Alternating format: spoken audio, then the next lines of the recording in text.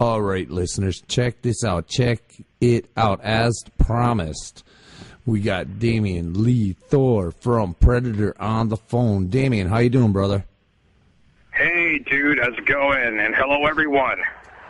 Awesome, man. Awesome. Yeah, well, now it's been a while since I had you on the show, man. Right? Yeah. And it has been. A lot's happened since Predator. Or with Predator since the last time we spoke, but if you want to start first by giving the listeners a little history on the band, man, tell us what Predator's all about, man. Well, Predator is a power metal band that borders on the thrash side. We are all about socio-political, social commentary. A band about reality. We don't waste time with sex, drugs, and rock and roll, or Satanism, or paganism, or religion, or any of that stuff. In fact, we're against all that. It's all about reality. There's too much going on in the world to lose ourselves with fantasy and irrelevant stuff. So the thing is, we reflect back to everyone the world the way as it really is. Cool, man, cool. So now you had some changes with the band, man, lineup changes. Who's all in the band now? Yeah, like every band, I guess. Well, most bands go through changes, but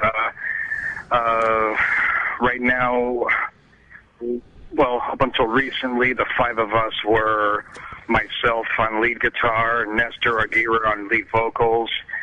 We have Mike Bugarin on, actually it's Bugarin, Mike Bugarin on bass, and Carlos De Luca on drums, and Victor Meneses on guitar. But Victor is AWOL right now. We don't know where he is or what's happened to him, so right now we're on the lookout for someone to fill the spot of second guitar. So any takers living in the South Florida area, get in touch with Billy or with our publicist, Roger Surratt, and we'll hook up and get an audition going, that's for sure. Very cool, very cool. So South Florida area, second guitarist. You guys interested in joining Predator, hit me up, and I'll hook you up with Damien. Reading music a plus. Yes. So, dude, you're working on your third CD now, right? Yes. So tell us about the songwriting, man. Would you say is it a one-person effort? Is it a group effort?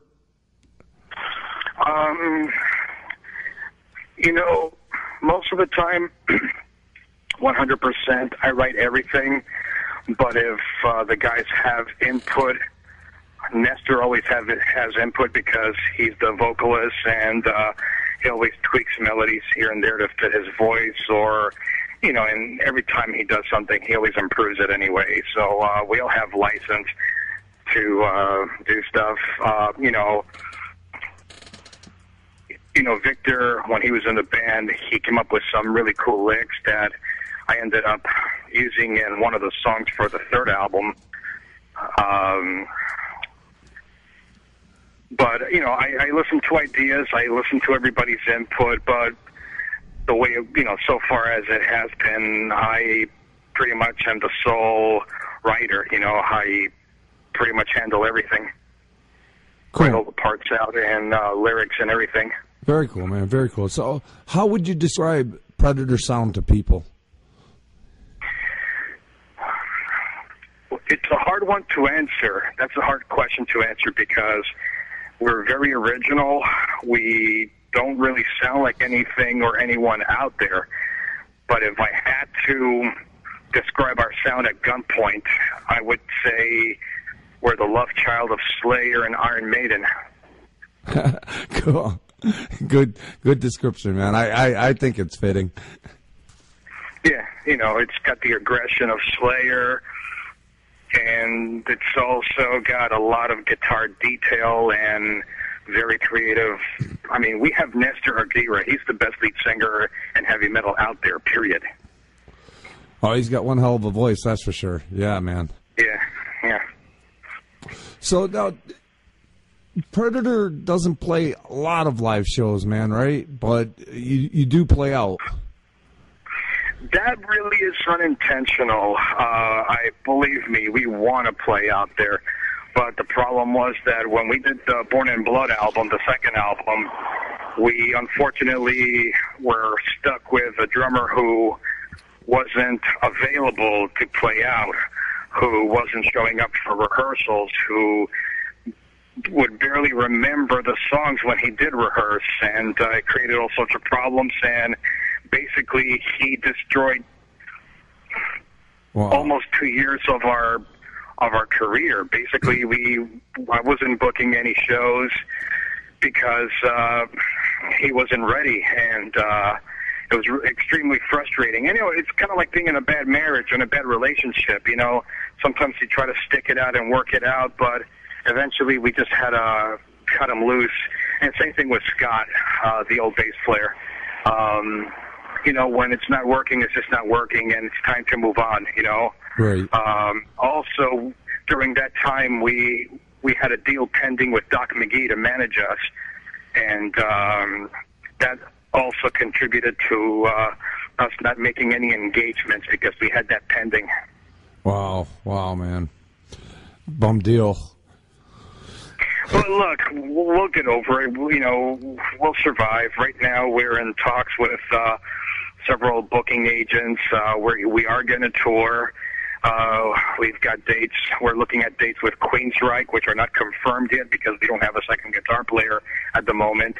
We're looking at dates with Queensryche and with Ingrid. Awesome. Again, so, listeners out there, you're hearing this, right? If you're interested, Predator's looking for a second guitarist, hit me up and I'll hook you up with Damien. Dude, so you guys just opened for Iced Earth, man. That was a big show, right? Yeah, it was. It was great, too. The audience loved us. We had a great reception. In fact, I think they liked us a lot better than everybody else that played there that night. I remember once we got done playing, I went into the audience to greet some people, and I was mobbed by a bunch of people that I didn't even know, congratulating me on such a great job, such a great show, such a great band, and man, it made me feel really good because it was a pretty rough night for us because they didn't turn on the monitors for us while we were performing. We didn't have a sound check. There were, equipment malfunctions, and that put all five of us in an extremely bad mood. Not to mention that the production company was not very welcoming to us. They set up all their equipment, and by the time it was time for us to set up our gear, there was only about 8 inches of stage for us. Wow. So if I had sneezed, I would have fallen off the stage. There was nowhere to move. There was no, the drums were right smack in front of the stage and, nowhere to move. I mean, it was really uncomfortable, but we still kicked ass, and I'm very proud of the members of Predator for that because in spite of people pissing on us, we still pulled it off. And that's it, man. I mean, you guys, it sounded like the worst possible case scenario, but you came out and you kicked ass. The thing is, don't take my word for it. I've seen the footage online. I mean, people have been posting live footage of us there, and the footage speaks for itself. I mean, we kicked ass. It sounds great, on audio, and the video I'm not too crazy about because I mean, we're cramped on there with drums right in the front of the stage instead of in the back, and it was weird, but. Yeah, well, I seen the pictures. I mean, you guys are literally playing alongside the drum set. There was nothing we could do. I mean, they were, it was a very hostile environment, and it affected our mood, but we still pulled it off, and I'm very proud of all the guys, Victor, Mike, Nestor, Carlos. I mean, in spite of all that, we still kicked ass. Awesome, man, awesome. And that, that's what it's about, man. Just... they hand you a plate of shit. You do what you got to do with it, and you kick ass. Well, it's not like we had a choice. Right. So Damien, man, the first song I want to play tonight, Ingrid Betancourt, man. What can you tell us about this? Because this the song's about a real person, right? The song is about Ingrid Betancourt. She, in 2002, was a presidential candidate for her country in Colombia. And I don't know if, well, I know that a lot of people don't know this, but Colombia has horrible problems with guerrillas in the jungles of Colombia. They want control of the government, but they want socialism. They don't want the democracy that is currently in place there. And basically, they've been funding themselves through narco trafficking and to try to force the government's hand for their demands. They kidnap people, they sequester people, and some people that they have been holding for more than 10 years now. And basically, when Ingrid Betancourt was running for the presidency, she held a meeting with them, trying to call a truce, and told them basically, stop kidnapping people. When I become president, we can talk again and we can come to a solution amicably. Well, it turns out that about 2 weeks after that meeting, they kidnapped her and her entire staff while she was on a campaign. Wow. Campaigning for the presidency for votes.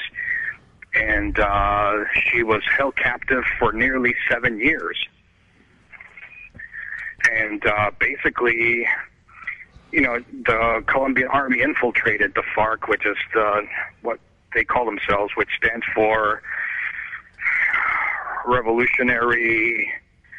It escapes my head right now. But the thing is that, she endured all their abuse and mistreatment and all this shit. In fact, her secretary was released earlier because they got her pregnant. Oh, wow. Wow. Yeah, exactly. So, they're animals. When they're kidnapping people and trafficking drugs and killing people, they claim that they are their purpose is to help the Colombian country, the Colombian people. But when they're doing all those things, how are they helping? Right. So anyway, the Colombian army was able to infiltrate and rescue her and 15 others, among them 3 Americans that were in captivity there, chained up like animals, Wow. You can go on YouTube and see the actual footage of the rescue. When you see it, it brings you to tears, man. It's amazing. It's extraordinary, the effort that these people put into that rescue, and it was months and months in planning. Wow, man. Well, and you had the opportunity to meet her, right? She did a speech at the university down here in Miami, and I attended that speech, and she also did a book signing because she wrote a book about her experiences down there called Even Silence Has an End, and she signed my book, and I had a chance to talk with her. I even gave her a copy of the song, but we haven't kept in touch or anything. I used her name in the song because she's she's the best-known captive of the FARC, right, of the guerrillas, and basically what I wanted to do was bring that situation in South America to light because most people don't know, and I feel for every one of them, and I wish that I could do some more so that all of them would get released. Cool, man. Very cool. All right. And that's why I used her name, but a lot of people have criticized the song, especially some Colombians, because not everyone agrees with her politics, and they thought that because we used her name that we were honoring her and her politics, which is not so. The song basically talks about freedom. Cool. All right, listeners, check this out. This is Ingrid Betancourt from Predator. We'll be right back with Damien.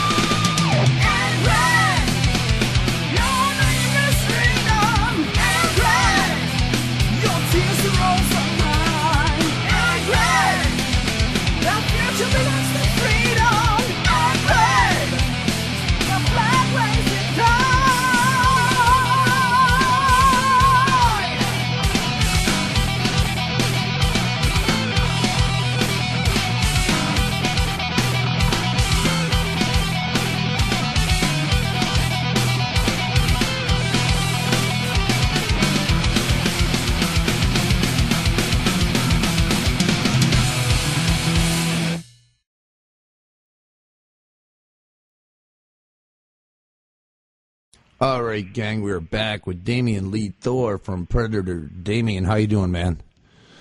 I'm doing great, man. Awesome, awesome. So we just heard Ingrid Betancourt, kick-ass song, man. That is from your second CD, Born in Blood, right? Born in Blood, yes. It's from the second album. Awesome, man. So, Damien, how about a little information about you yourself, man? When did you first start playing guitar, man? And when did you know that this is what you wanted to do? Well, I got a guitar when I was 15, but I didn't really play it. I didn't really start learning till I was 17, when I was in my senior year of high school, and I'm the kind of person that takes everything very seriously to the extreme.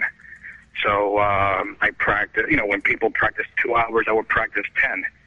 So, in almost no time at all, I was already copying, every song from Black Sabbath and Van Halen records and Led Zeppelin records and Ted Nugent records and Hendrix, all that stuff. And next thing you know, everybody wanted me in their band and stuff. But the story goes a little deeper. I never intended for music to be my career. This was just incidentally. See, right out of high school, I went into seminary to be a Catholic priest. Wow. And the thing is that even back then, since the age of 7, I haven't been an atheist. I've always doubted. Even at the age of 7, all those stories, all those biblical things, everything lacked coherence for me. And so I was secretly an atheist, but, going into seminary is because of the family's wishes, kind of like an arranged marriage. And I was expelled from that and excommunicated because I was an atheist and I had questions. Basically, more than anything, I wanted answers, and we butted heads, and so therefore I was expelled. So when I came out of that, and I was openly atheist to everyone, and I needed to have an education, so I remember going into the local college and trying to ask for financial aid. And I overheard the musical director talking with someone about needing desperately a lute player for their chamber group. And so I raised my hand. I said, "Hey, I play lute." I did not. It was a big fat lie, but it was how they got me a grant, and I was able to get my education for free at that. And so immediately I had to scramble and find someone who made lutes, and I kind of cracked the code on it, and basically my first major in college was the lute. And in fact, on the second album, on Predator, Born in Blood, on the title track, Born in Blood, that intro that you hear is not a guitar. That's actually a lute that I composed the piece since it was in the same key of the song, and we just added it on later. But it's a lot of people think it's a guitar, but that's actually a lute, a Renaissance lute with 15 strings. Very cool, man. Awesome. That's really cool. And so, Damien, now, who would you say are your personal musical influences, man? Well, the thing is, I like everything except rap. I like everything. I'm 100% Iberian blood, so flamenco is in my blood. I mean, a lot of people don't hear this, but all of the chord progressions in our songs are flamenco type of progressions and changes, It's just that it's so loud and distorted with electric guitars that nobody would think of it, but you tone it down with acoustic nylon strings and you'll hear very clearly. I mean, it's all flamenco stuff, and I'm Iberian, I put in all the band members in Predator are of Latin blood or Iberian blood, so basically our Latin influences come out.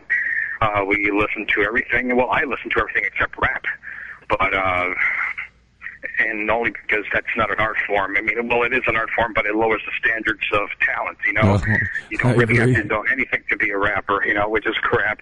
But that's another story and whole other conversation. But the thing is, I listen to heavy metal, I listen to hard rock, I listen to 70s music, I listen to 60s, 50s, I listen to jazz, I listen to reggae, I listen to salsa, I listen to Spanish ballads.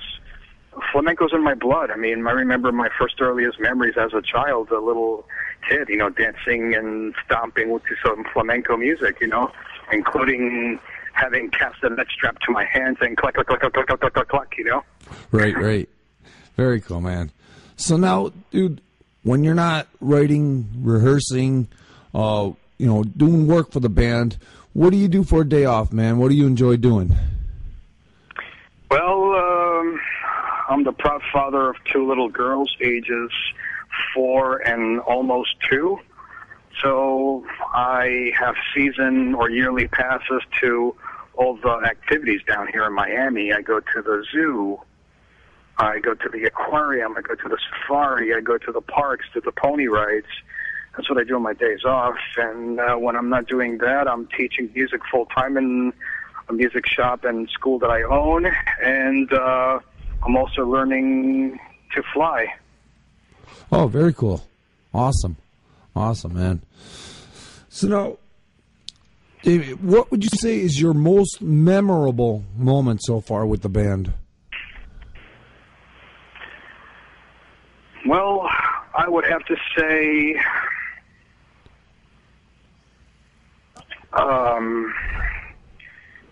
at our last show, it was packed with a lot of people. Some people had never seen the band perform before. Some people, a lot of people left once we got off the stage. They only went to see us. Because I know that because they were saying goodbye to us, and I saw them walk out the door and stuff. But that show was memorable for me because it was so recent and because it was so positive. Look, all of us got off the stage in a very, very bad mood. such a bad mood that we weren't even looking at each other. Wow. And the thing is that having all those strangers come up to me, congratulating us on such a great job and all that stuff, you know, it just made me feel a whole lot better. It just lifted me. Very cool. Very cool. Very cool, man. So let's take it the other way, man. Do you have any Spinal Tap moments you want to talk about? Oh, I could name that same show. That same show. I mean, from walking up to John Schaefer of Iced Earth to shake his hand, and he just walks away unacknowledging me. It's really, they were really, really rude. It's almost like they were going out of their way to be nasty to us. Not just Iced Earth, but the members of Revamp and Sabaton. Wow. Who also performed that night. It's like they're, it was a lot of negativity, a lot of hostility. We did the best we could, and we did, Awesome, man. Awesome. Dude, the next song I want to play, it's from your first album, Closet Antichrist, man. The title's deceiving. The title, well, the thing is, if you're a religious Christian fanatic, you will misunderstand the title. You will pass a judgment on the band without really giving it a chance, and it's happened. It happens all the time. The thing is, the song is about domestic battery, domestic abuse. I wrote the song a long time ago when I was single, living by myself in an apartment complex, and there was a beautiful girl living a few doors down. She was totally my type. You ever walk through a shopping mall or the supermarket or the library or at the beach or at the park, and you see a girl for just 2 seconds, but yet you remember her the rest of your life? Right, man. I know. That was her, basically. It was like, whoa! And the thing is that I was a little envious of her living boyfriend because I was thinking, man, he gets to hit that. I mean, she was amazing looking and really sweet, too. She had a very disarming smile. And one day I was coming home, and he was beating the crap out of her. I was in absolute shock, and without thinking about it, I went into her rescue and all that and got his ass off of her, kicked his ass, too, while I was at it. And I helped her gather her stuff so she can go to her sister's house. And, she gave me her number, and I was really happy because I thought we could start something wonderful, I was really happy about that. Right. But it turns out a few days later she went back to him and all that. But, the thing is that it's about domestic abuse, and the words closet antichrist of the title, closet, meaning that it's something hidden that you don't see on the surface. And it's a term usually used as a derogatory term towards homosexuals. And antichrist is basically for someone, and I'm an atheist, I don't believe in any of that stuff, but it's a term that people would use to describe something or someone really vile. And so that's why I use that, because I would have never guessed that this guy was such an abusive piece of shit, Wow. And so basically that's how the song came out. I wrote the lyrics, and when Chris and I were writing songs for the first album, he had this really great riff, that chun chun chun chun chun chun chun chun and all that. So those lyrics came to mind, so I dug them up, and they fit perfectly, and we wrote the song together. And we've been criticized by Christian groups because they totally misunderstood the song. But look, it's far from satanic. It's about domestic abuse. We have a video about the song, with the song, that depicts a couple fighting. And for a lot of people don't know this also, but for every copy that sells, money gets donated to help women in distress. Right, man, that's awesome. I was going to bring that up, but you beat me to the punch. You donate money from this, or proceeds from this, for battered we women. Donate what we can. I mean, it's not a lot because lately the sales have been reduced a little bit, and that's practically our fault for not going out and performing like we should, but that's going to change this year. Once we get the new guitar player, we are going to tour. We're going to be in your face out there. We're going to be meeting our people, meeting all of you. Awesome, man. All right, listeners, check this out. This is Closet Antichrist from Predator. We'll be right back with more Damien. Yeah.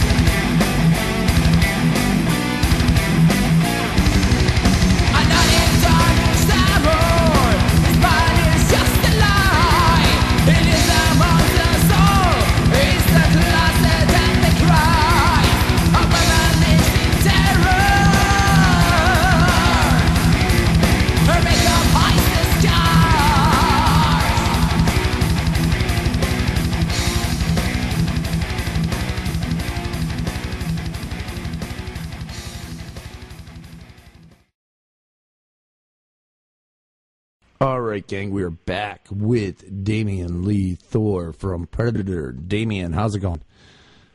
So far, so good, man. Dude, Closet Antichrist, first song I ever heard from Predator. That's when I fell in love with the band, man. And that Thank was you. way back when, and you know, I've been a staunch supporter ever since, man. And believe me, that's really, really appreciated. Sometimes I feel that thanking you is not enough, you know, but we'll work it out. No, man, you know, I got your back always, man. You know that. Thank you. So, dude, earlier on you were talking a little bit about being atheist, Predator is an openly atheist band, correct? Yeah, we recently came out. So far, the reception has been very, very positive, with one or two exceptions. I don't want to name any names because you know them too, but yeah. But basically, all the British magazines and European magazines have stood by us. They have applauded us on the matter. In the U.S., it's a different story. But then again, in the U.S., there aren't that many magazines doing metal anymore anyway. So, right. In fact, one magazine that was supporting us just closed down. I remember Hails and Horns? Yep. Yeah, they're no longer around. And so I think the only other magazine would be Revolver, and they're not doing any indie bands whatsoever. So basically, that's no great loss. But the thing is, we've been supported by everyone. The feedback has been good. The thing is, with us, atheism is not a gimmick. It's not fake. It's for real. I don't believe in God or the devil or in creation or any of that stuff. Especially, look, a lot of people will say things like, well, it's your opinion or that's your choice. And the thing that they don't realize is that atheism is neither an opinion nor a choice. It is a conclusion based on the available evidence. People say that there's a God. I don't believe them, and not one of them can produce any evidence to support that. Right. Now, you were touching on a little bit there about, Europe and, how they're more open or more accepting of it. As liberal as the United States is, or North America is, we're so much more conservative than Europe. Wouldn't you agree? Absolutely. The thing is that there's a lot of close-mindedness in the United States with religious belief. I think too many people are blinded with belief, and that is what I refer to as a product of the lies, scientific misrepresentations, and misrepresentations of the scriptures and facts that religion and religious leaders teach. They create fanatics. They create fools that are blind with belief. They believe anything. I mean, look at Scientology. It was started by Ron L. Hubbard in the 50s. He was an author of fiction, science fiction, and pulp fiction. And basically, it takes balls to say the things he said. Basically, Scientology, I don't know if you know this, but Scientology is a belief where they believe that several million years ago, an individual named Xenu brought all these beings, billions of beings to planet Earth and tied them to a volcano. He brought them on a ship similar to a McDonnell Douglas DC-8, according to Scripture. Seriously, I'm not making this up.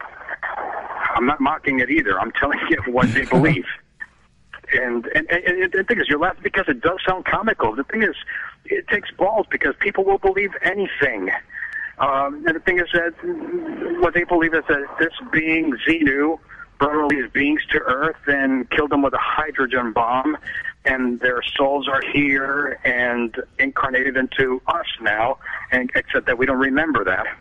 And we've lost our traces, and that's what they believe. That's what their religion is, and I call it bullshit. I remember. I'm laughing because I remember the episode of South Park when they were explaining all this, and it's exactly what you just said. People don't even have to. Yeah, people don't even have to cite South Park. They can simply go online and do a research on Scientology, and all the information is there. I am not making this up. I mean, the thing is, people will believe anything, just like the story of Christ, the story of Muhammad, the story of Buddha, all this stuff. In fact, you know, even with the Jews, there's no such person as Moses. There's no record outside of Scripture that he ever even existed. There's no evidence that the Jews were ever the slaves of Egypt. That's all bullshit. You know, outside of Scripture, there's nowhere. There's no proof or not even archaeological evidence. I mean, of hundreds of thousands of people wandered through the desert for more than 40 years, there would be evidence. There would be archaeological evidence, artifacts, things left behind, corpses, because, of course, some of those hundreds of thousands of people might die along the way. There's nothing. There's no mention of Moses anywhere outside of Scripture. And the thing is, the Egyptians were very good about recording their history. I mean, some people claim, well, that's because they didn't record their defeats. That's bullshit, because we all know about how the Romans took them over. Right, right. You know, that's all crap. I mean, the story of Jesus, even, it's all fictitious. You know, when you compare the story of the Egyptian god Osiris, the same thing. He came to earth as the Son of God. He performed miracles, cured the blind. He, too, was crucified and resurrected. The difference between Jesus and Osiris is that Osiris could turn into a hawk. These are storytelling, you know, when you look at the Bible, too, look at the outrageous claims it makes. A man walking on water, a man resurrecting, a woman turns into a pillar of salt, a man getting swallowed alive by a whale for a few days and then gets spit out. These are nothing but storytelling myths. The Bible is not reality. It is not a newspaper from the past. It is Jewish mythology and nothing more. Anybody that disagrees with me can simply take their claim to the James Roundy Foundation. They offer $1 million to anyone who can prove God. And guess what? For more than 30 years, the money has been sitting there. You know, anybody that disagrees with me, go ahead. Prove your claim. Prove your claim. There's no evidence. In fact, Billy, dude, the fact that there is no evidence to prove there's a God is, in itself, evidence that he does not exist. Look at it this way. When your child cries in the middle of the night, claiming there's a monster under his bed, you go check under the bed. There's nothing there. That's pretty good proof that the monster is imaginary. Right. Well, yeah. You know, and that's where I stand with religion. I don't like the fact that one day I will die and not be able to see my children or be with them or counsel them, advise them, protect them. I don't like it, but that's such is life, you know. I will end. But what's important to me right now is that I'm leaving my tracks. Right, man, right. I'm leaving my memories, and I'm okay with that. I mean, it would be wonderful. I mean, that's why religion was invented. It was out of the fear of death, an afterlife. And this life is not a dress rehearsal for an afterlife. None of that stuff makes any sense. It's also intensely contradicting and lacks coherence. Right. And our songs are mostly about atheism because we're fed up with all these religious things. We're really fed up with that, especially, look, in the United States, it is a very bad and hard economy. A lot of us have been hit extremely hard, and our taxes have gone up. Well, I think it would be a lot easier if none of these organizations, religious organizations, you know, none of them pay taxes. They're all tax exempt. It would be a lot better for all of us if they pay taxes. So I'm contributing to events and talks and legislation, talking to senators and lawmakers so that this crap stops. I think churches should not be exempt from paying taxes.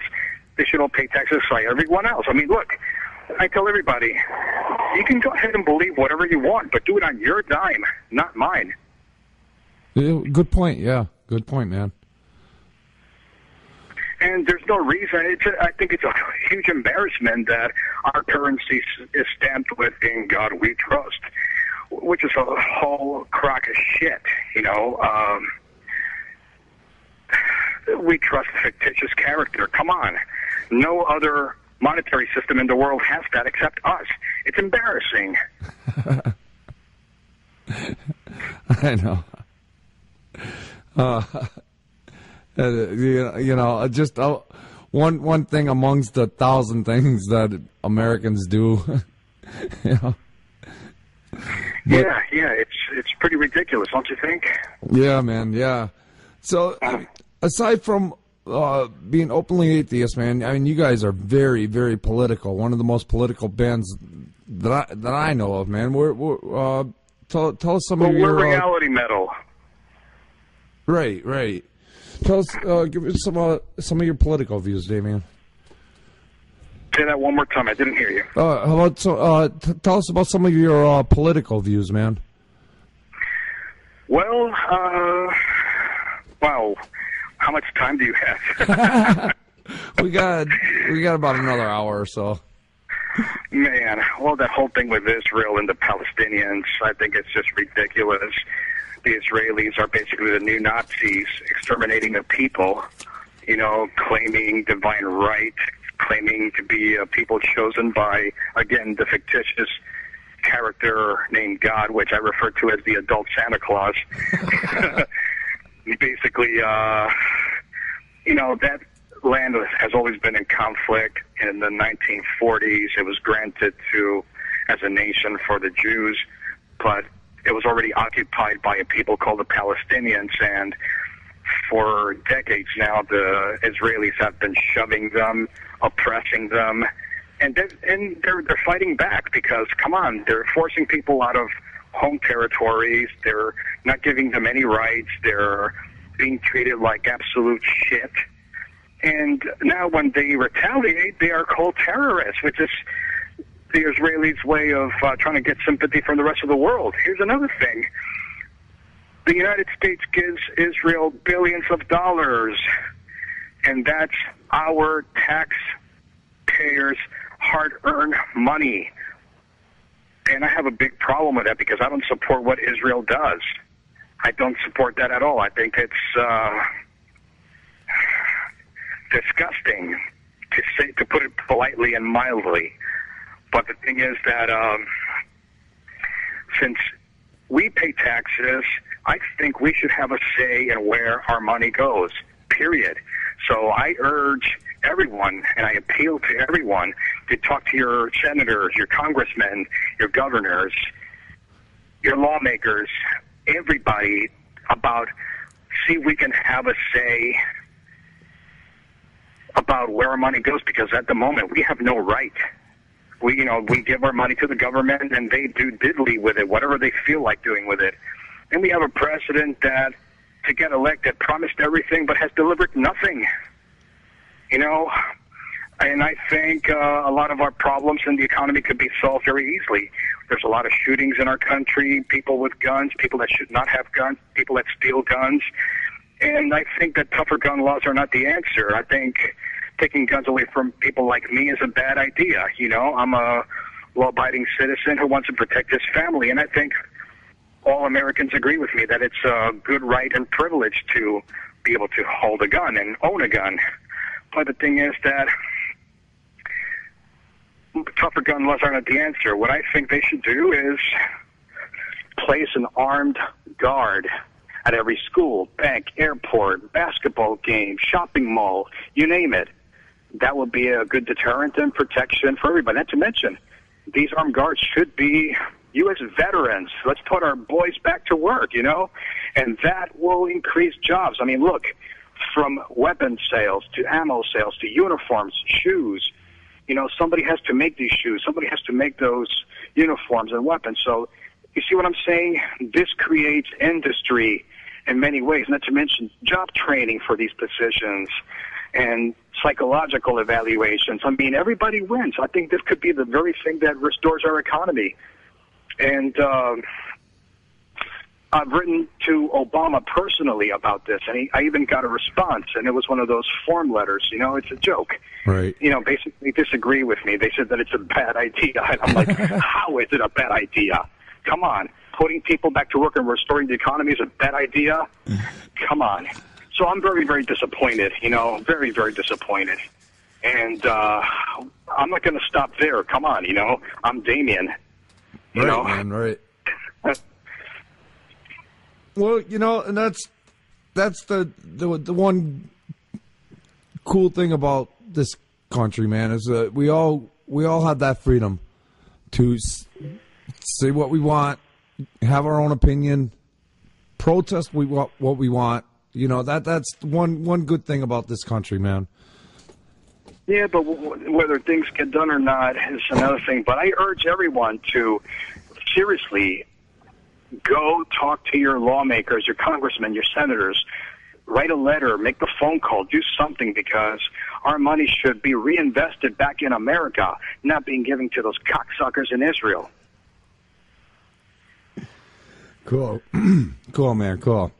Damien, how about another song, man? Which one? How about Home? Wow, that's one of my favorites. Dude, tell us about the song. Intro. I wrote the intro to that one back in Spain. Awesome, man. What's the song about, man?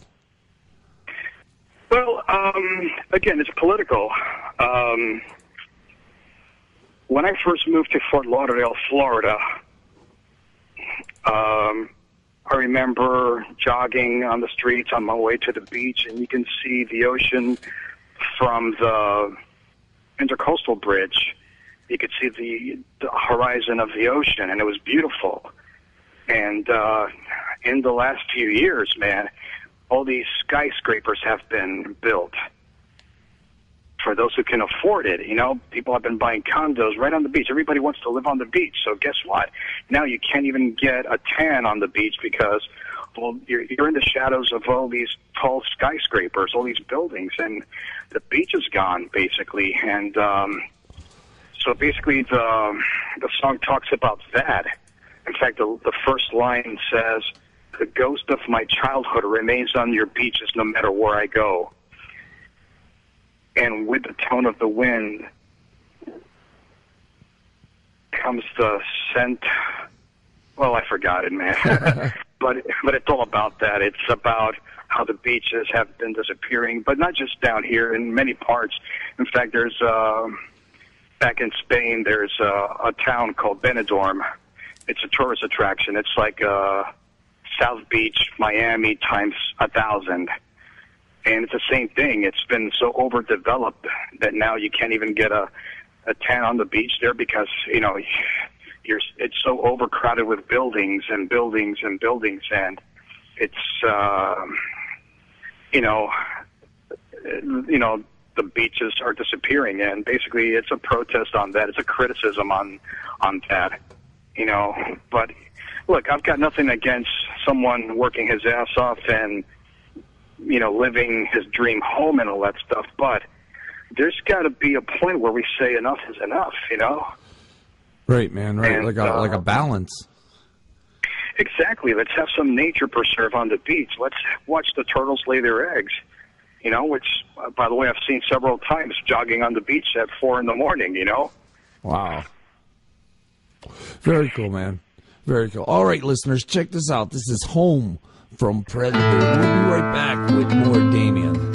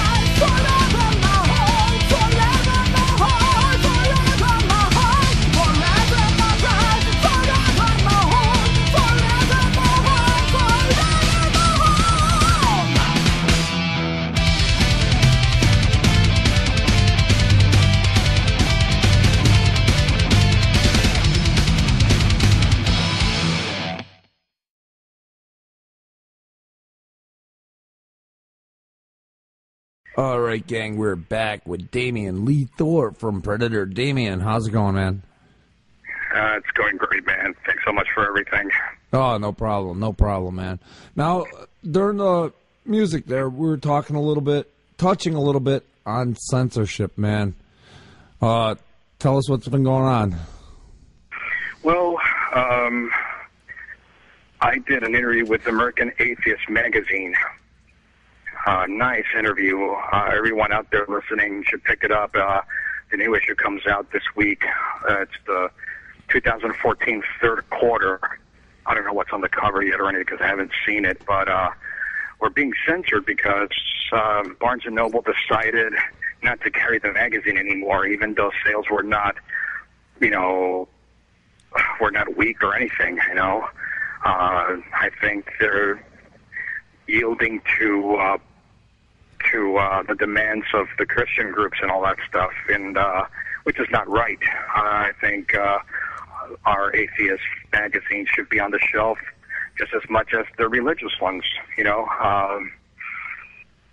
But the thing is that I don't agree with censorship of any kind as long as it's not illegal, Right. Of course, I would censor illegal child pornography and things like that because it's illegal and it's also a crime. And believe me, if I saw someone doing anything like that, I'd be the first one to come out swinging, Oh, absolutely, man, yeah. But the thing is, censorship is not right.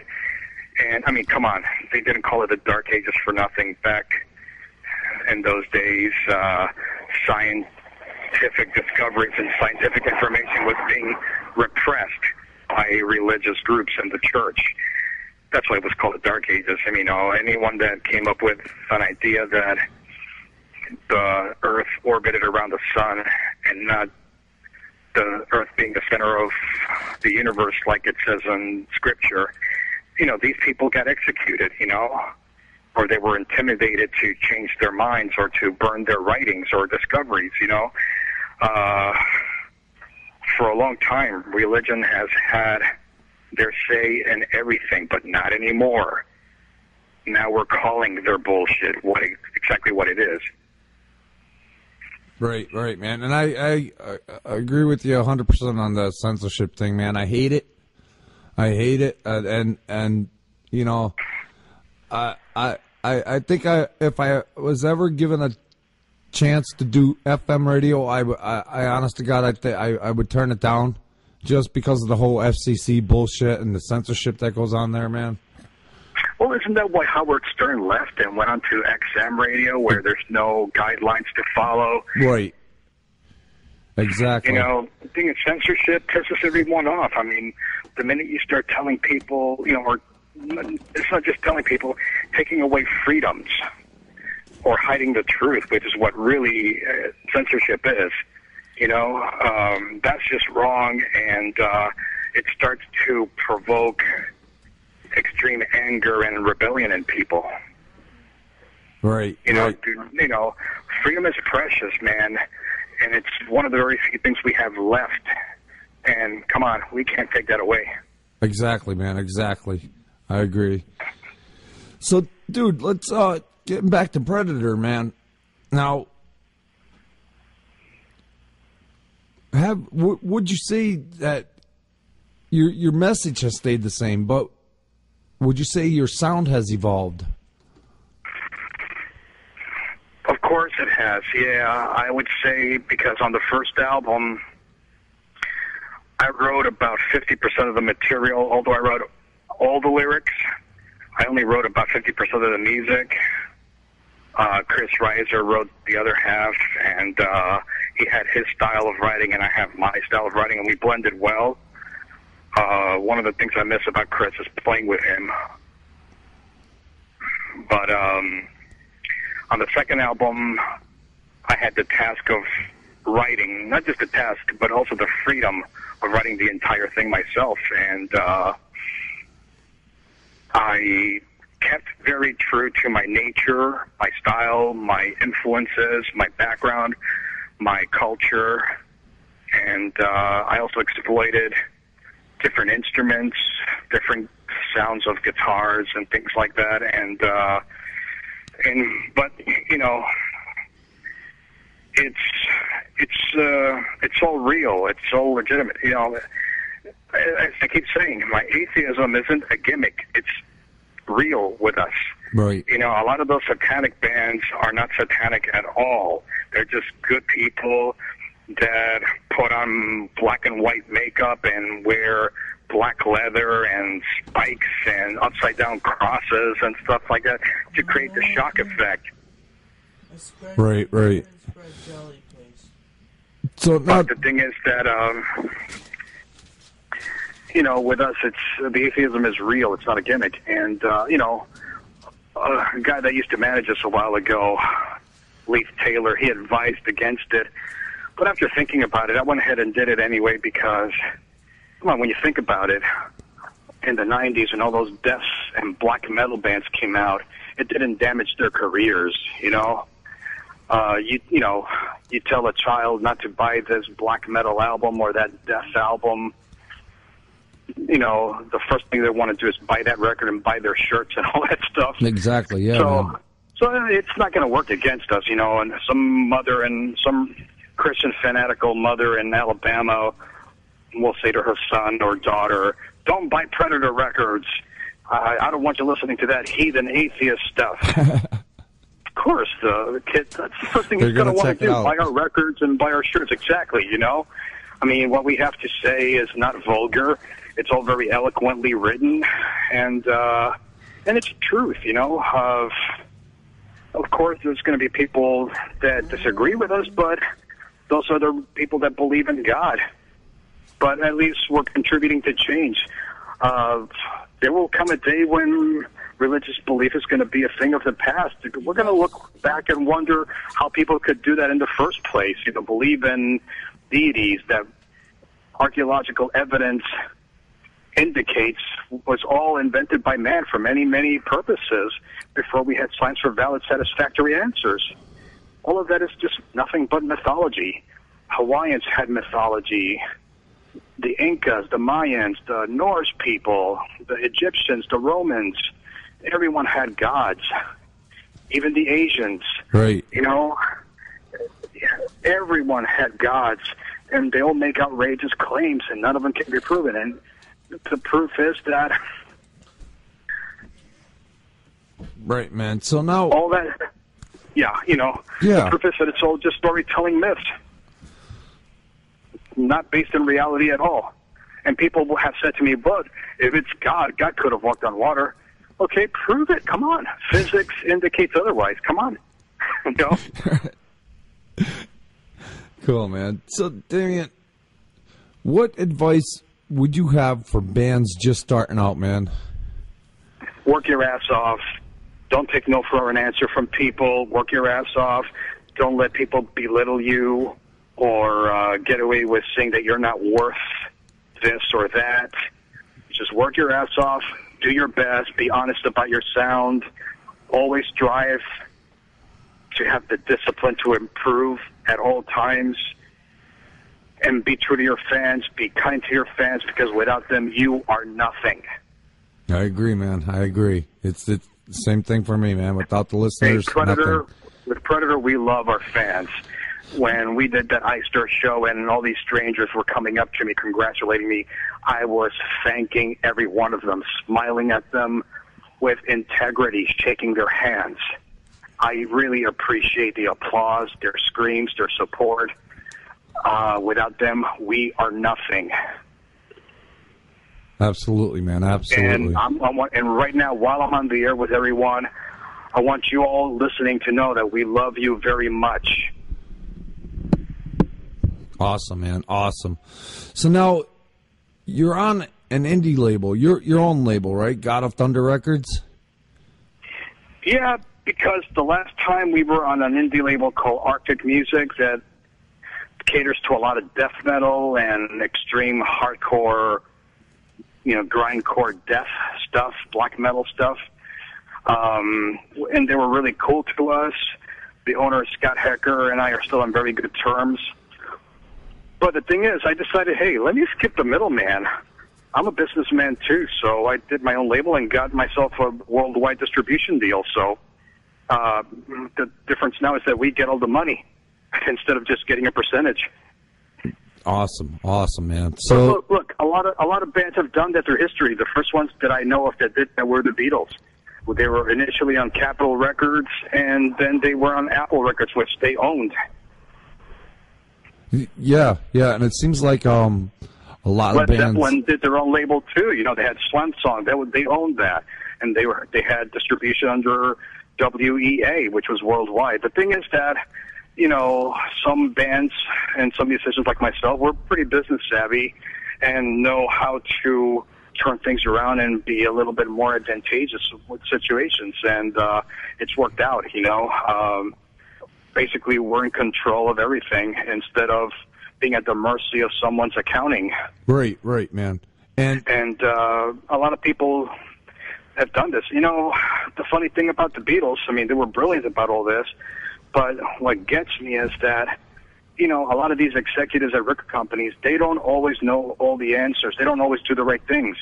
A lot of people don't know this, but every record company turned down the Beatles back in the 60s, every one of them, until they got Brian Epstein to back them. But, you know, they all lost out. Imagine all that. Wow. If they only knew now, or you know what I mean? Oh, yeah. Same thing happened to Ozzy. When Ozzy first did his album, the first two albums with Randy Rhoads, he didn't have a label. He was just fresh out of Black Sabbath, and basically what happened was that, you know, he naturally went to Warner Brothers, who was Black Sabbath's label, to see if they could pick up his album, and they said, "Nice try, Ozzy, but we're going to pass." Whoa! Yeah. Did they screw up or what? Oh, no shit, right? Yeah, because he went on to outsell Sabbath, I think. Yeah, that was. So the thing is, they don't always do the right thing. They don't always have the answers. They make mistakes. They're only human, you know. They make bad calls, you know. Right. So, you know, having my own record company, and by the way, if you have a band out there, anybody listening, if you have a band that is worthy of a record deal, send me some material and I'll consider it for distribution, you know. I'm very fair. I'm not a thief, and I'm sure we can get along just fine. I'm looking at a band from Puerto Rico right now called Raza Sedentaria with my friend Saidale Pastoriza in Puerto Rico. If you're listening, hello. I send you a kiss.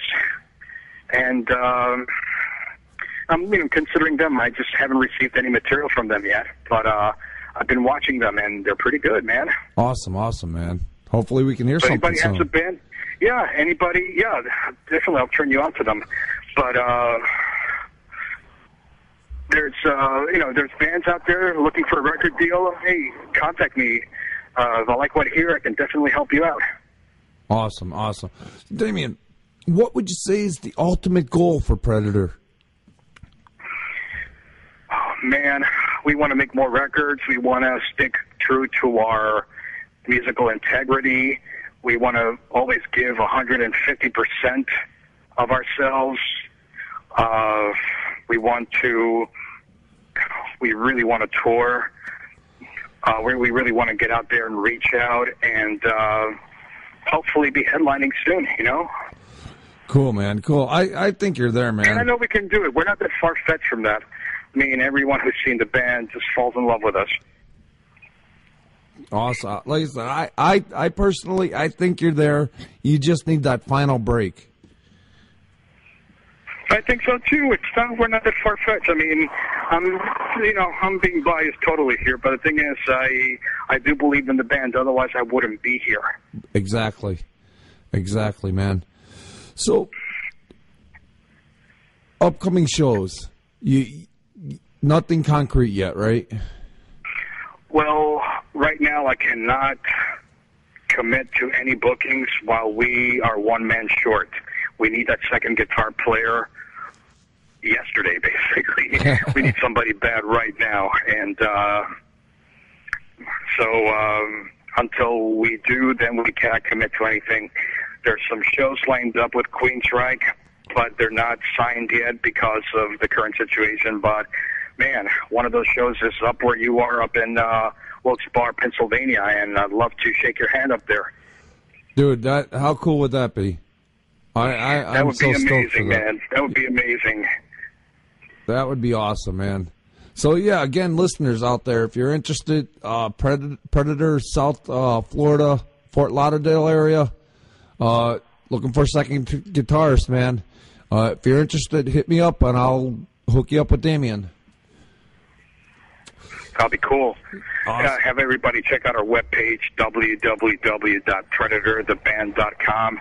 It's not the best-looking webpage, but, man, everything you need to know about us is right there. There's fan pictures. There's live shots. There's our political views, our mission statement, our bio. Everything is there, even a little bit of music as well. So also links for Amazon and other places where you can purchase our CDs and shirts and hats and merchandise and all that stuff. And by the way, if anybody wants an autographed picture or something, those are free. We don't charge for that. So just send us your emails and physical mailing address, and we'll send you free autographed pictures. That's not a problem. We love you guys, and that's the least we can do. Awesome, awesome. And you guys are also on Facebook. You're on Reverb Nation. And you guys have a page at keepitmetalpromotions.com. Oh, thank you. The thing is, I don't know who does our Facebook page. I have nothing to do with that. I don't know who put that up there. I have no clue who did that. I have no idea how that appeared. So there used to be a MySpace, but I think that's a ghost town. Nobody goes there anymore. No. Our publicist, Roger Surratt, thank you for everything. He's probably on a plane flying, piloting right now, but he does a lot for us, and I don't always get the chance to thank him, so thank you. And all our supporters, all our fans, anyone who's bought our records and all that stuff, seriously, from the bottom of our hearts, thank you, thank you, thank you.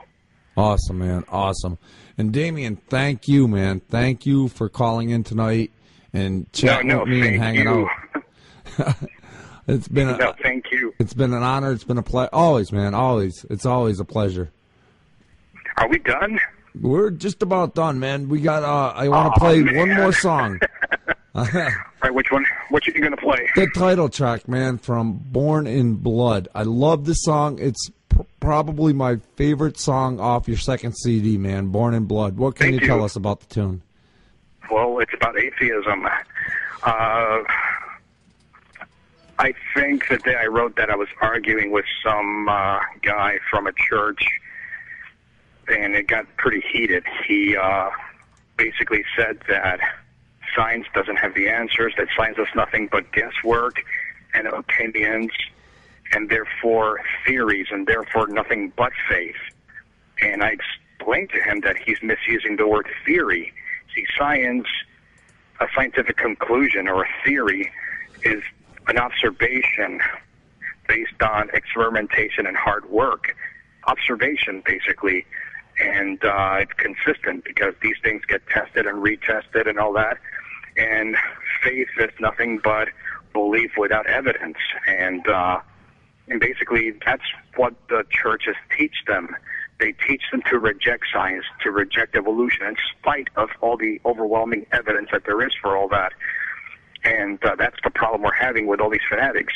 They don't believe because they're closed to it. They're close to the reality that there is no God.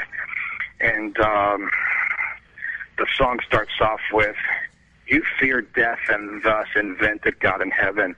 There's no emancipation. No one's bled for your salvation. We are only flesh. We are born in blood." Awesome. And that's the gist of the song, basically. Basically, they are programmed. They are taught lies. They are deliberately taught false information, historical misrepresentations, scientific misrepresentations. They are taught to reject it. And they say that science is nothing but guesswork. And, that scientists, is that it's just guesswork. So I told this guy all that stuff, that, he's wrong, that he's the product of the lies they teach in church.